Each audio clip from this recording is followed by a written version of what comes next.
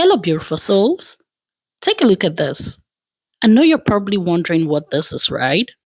Well, this right here is chinchin, but not your ordinary chinchin. This is coconut chinchin. Chinchin is that perfect snack for any occasion: holidays, family gatherings, celebrations. And if you're from Africa, you already know there's no Christmas without chinchin. And I know the next thing on your mind is probably, okay, so how do we make this? Don't you worry, I've got you covered. Today, I'm going to show you how to make this delicious, authentic coconut chinchin. It is light, crunchy, and very easy to make. Your guests will love it, your family would love it, and trust me, it might just become your favorite everyday snack at home. Now, come on, let's dive into the process. Let's start by grating our coconuts.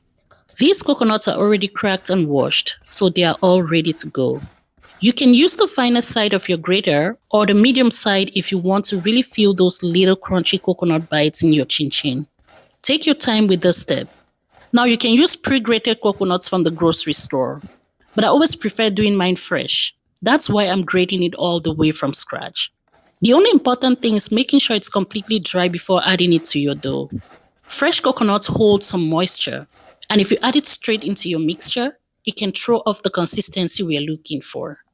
Once you're done grating, go ahead and air dry it for about 30 to 35 minutes. If you're in a hot area, you can even place it outside and let the sun dry out that moisture. But if you're in a cold area, don't you worry, you still have options. You can leave it on the counter to dry at room temperature. Or if you're short of time, just toast it in a small saucepan and lightly toast it for about 3 to 4 minutes. That will help remove the excess moisture quickly. After that, take it out, then air dry it. Then you allow it to cool completely before adding it into your dough. Once your coconut is nice and dry, go ahead and set it aside. Since I'm making coconut chinchin, I like to use a mix of coconut flour and all-purpose flour. If you don't have coconut flour, you can use only all-purpose flour and it will still come out great. I'm adding 1 cup of coconut flour and sieving it into a bowl. Go ahead and sieve all your dry ingredients. You can add your flour, your baking powder, your nutmeg, your salt. Please only add salt if you're using unsalted margarine or butter. If your margarine or butter is salted, skip the salt. Sieving helps lighten the flour and gives the dough a soft texture. I also like to sieve my sugar just to make sure everything is clean and smooth, but you can add it directly if you prefer. Now add your toasted or dried coconut into the dry mixture and mix everything together. Next, add your softened margarine or butter and rub it in until the mixture looks like fine breadcrumbs. Add your coconut extract if you have it, or you can add vanilla extract. Then add your eggs. Room temperature is best. I usually add them 1 at a time. This recipe normally uses 2 large eggs, but mine were small today, so I used 3. Once the mixture starts thickening, begin adding your coconut milk and regular milk. Add it little by little until the dough comes together. If you like your chinchin sweeter, feel free to add more sugar. And if you run out of milk, you can add a little room temperature water as well. Knead the dough until it's thick but still soft. I always keep a little flour at the side, just in case I need to adjust the consistency. Once your dough is well combined, cover it with a clear film, a kitchen towel, or any lid and let it rest for 10 to 12 minutes. Next, it's time to roll out our dough. You can roll it in a clean table, a countertop, a chopping board, or a baking mat, whatever works for you. Back home in Cameroon during Christmas, we'll bring out a big table into the middle of our compound. Gather as a family, play Christmas carols, and spend the whole day rolling and cutting chinchin together.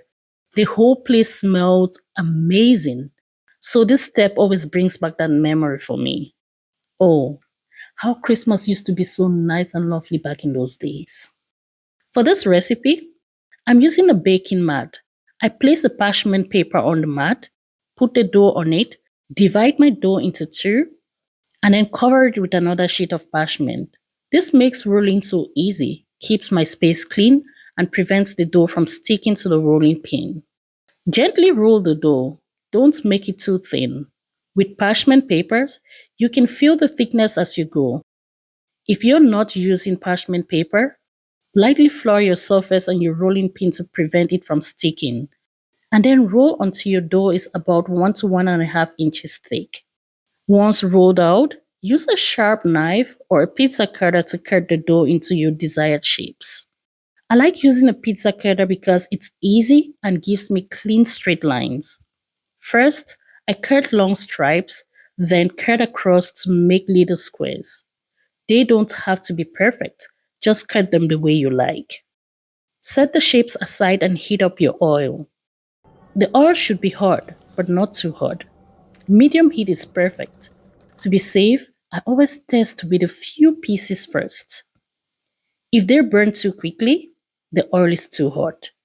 If they rise slowly, the heat is just right. But if they sink and stay in the bottom, the oil is still too cold. Once your oil is ready, you can start frying. Add a portion of your dough into the hot oil and fry until golden brown. Don't overcrowd the pot. If you add too much at once, the chinchin will soak up oil and won't fry evenly.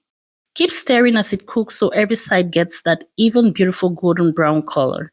If you leave it still, one side would burn while the other side stays pale.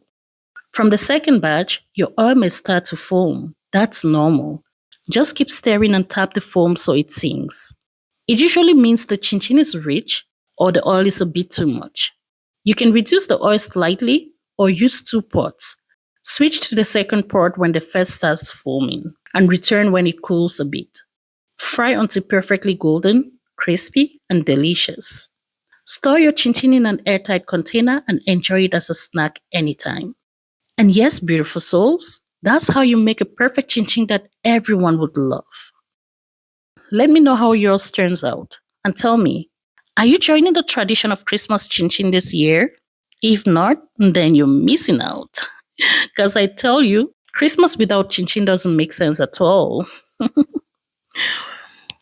Thank you so much for watching. Please don't forget to like, share, comment, and subscribe. If you're new here, I'm Rabia, and I share delicious recipes every week.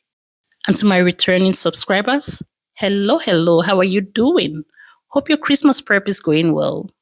Don't you worry, we've got so many delicious Christmas recipes for this year. Until then, see you in the next episode of Rabia Unfolded. Cheers.